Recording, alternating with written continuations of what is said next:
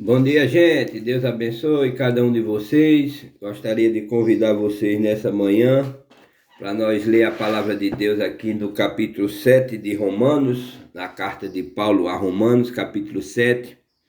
Esse capítulo fala de três situações.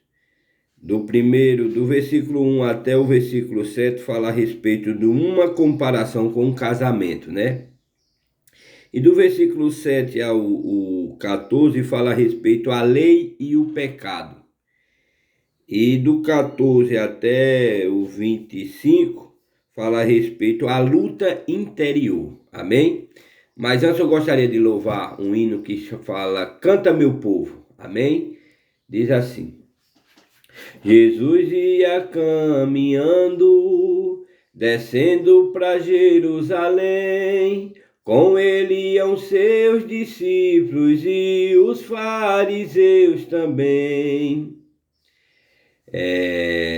Os discípulos se alegravam, cantavam e davam louvor, dizendo: Bendito é o Rei que vem em nome do Senhor.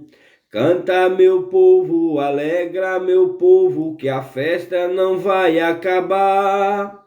Quando findar na terra, no céu vai continuar.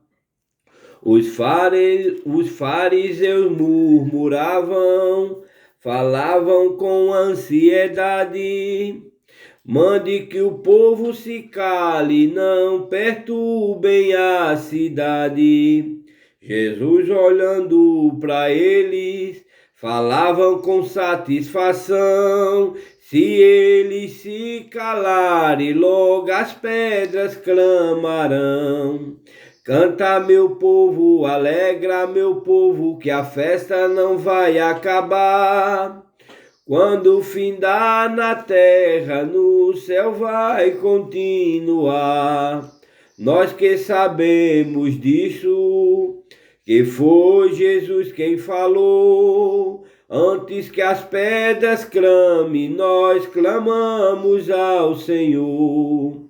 Jesus desceu da sua glória para nos trazer salvação. Não há ninguém que tire o gozo do meu coração.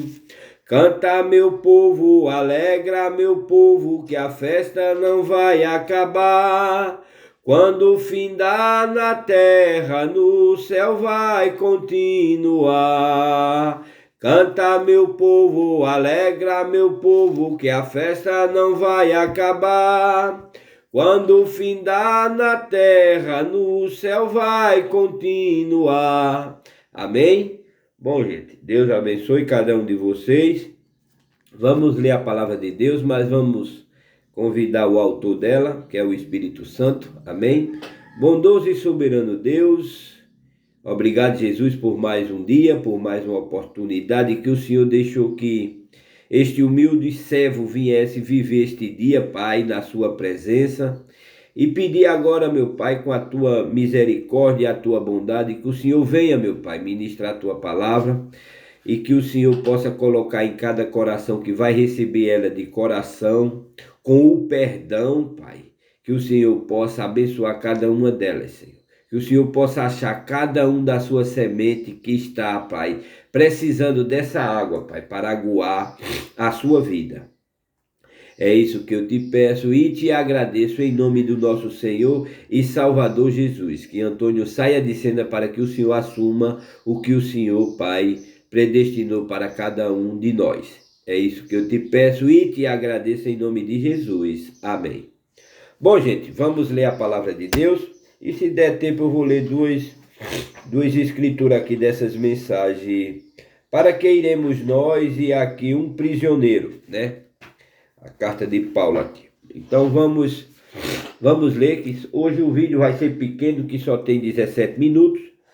Amém? Então diz aqui, nesse versículo, né? Vamos começar lendo. Diz assim, capítulo 7 de Romanos, a carta de Paulo a Romanos. Diz assim: meus irmãos, eu vou ler com as referências, porque ajuda melhor a gente compreender o que Deus está querendo falar com cada um de nós. Amém?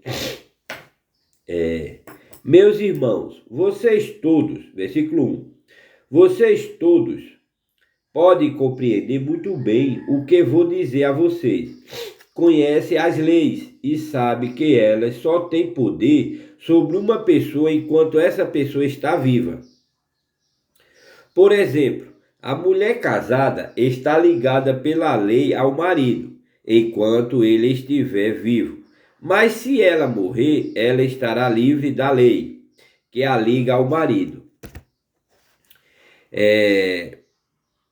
A carta de Paulo em 1 Coríntios 7,39 diz assim: a mulher não está livre enquanto o seu marido estiver vivo. Caso o marido morra, ela fica livre para casar com quem quiser, contanto que case com um cristão.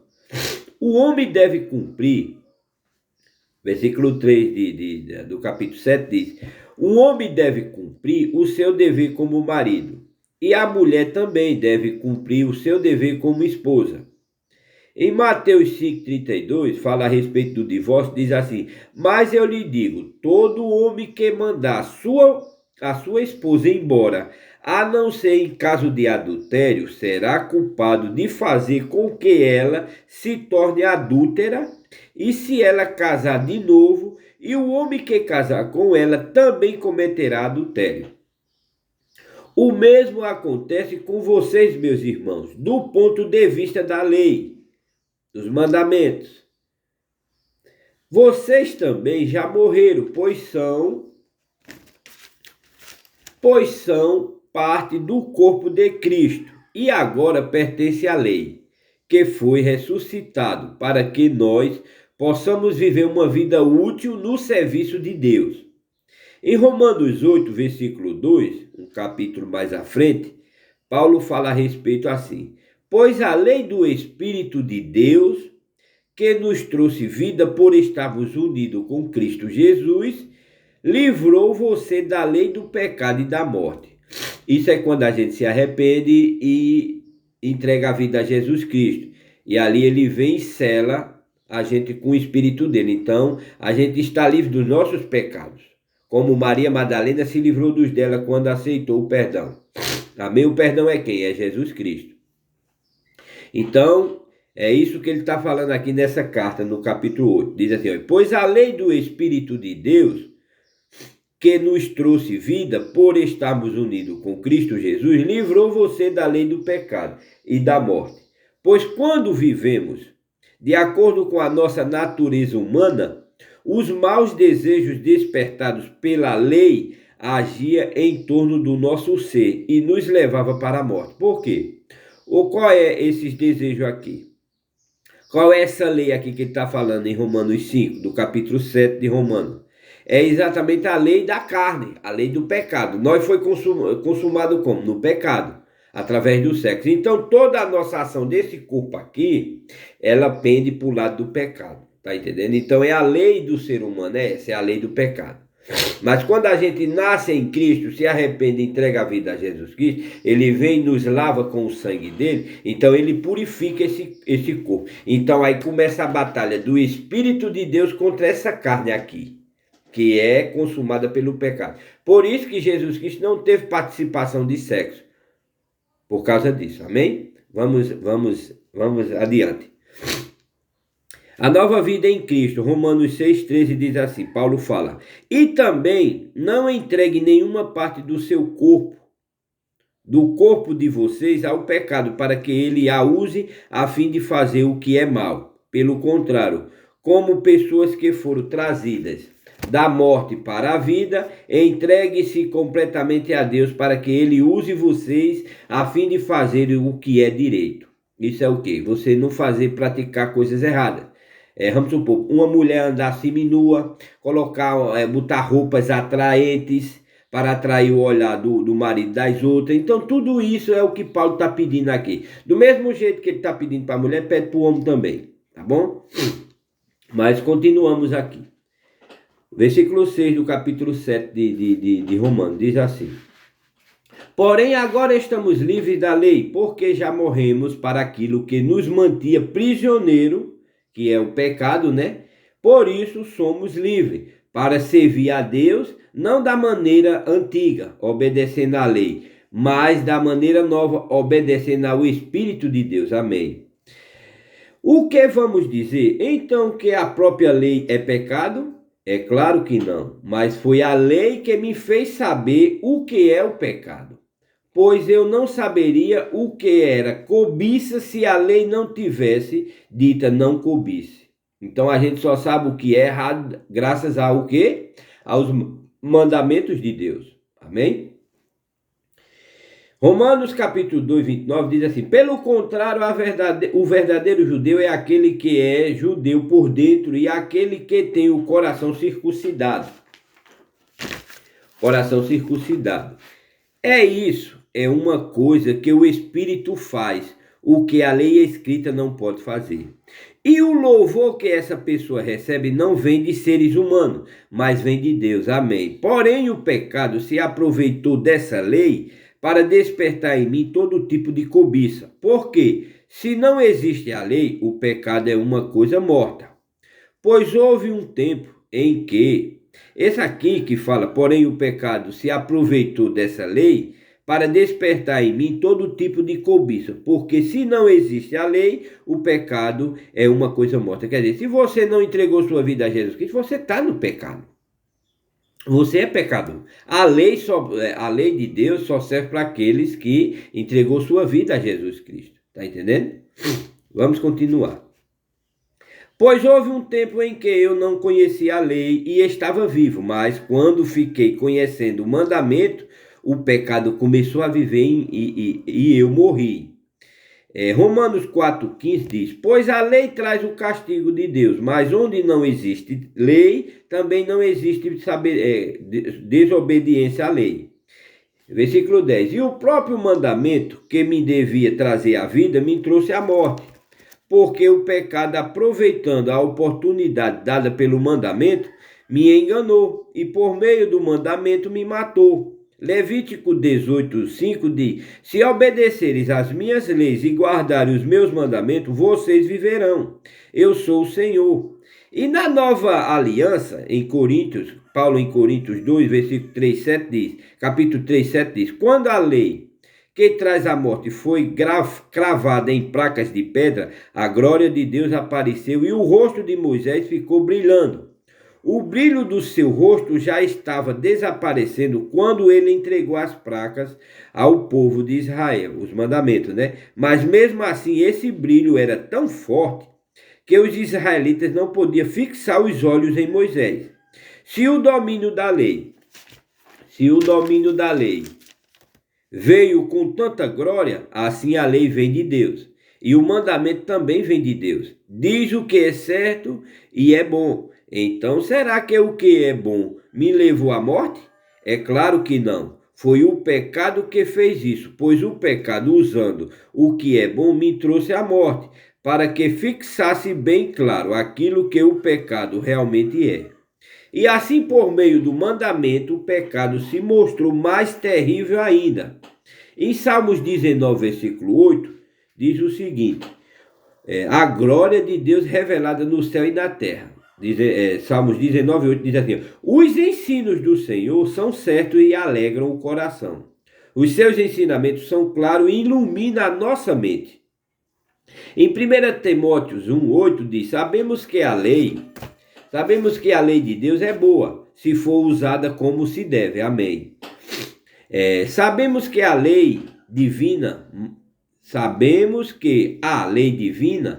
mas eu sou ser humano e fraco, e fui vendido ao pecado para ser seu escravo. Em 1 Reis 21:20 diz assim: a plantação de uvas de Nabote, diz assim: quando Acabe viu Elias, perguntou: você já me achou meu inimigo? Elias respondeu: achei sim, porque você se entregou completamente a fazer o que o Senhor Deus considera errado. Quer dizer, ele estava fazendo coisas erradas. Versículo 15 do capítulo 7, continuando, diz assim: eu não entendo o que faço, pois faço o que gostaria de fazer. Pelo contrário, faço justamente aquilo que odeio.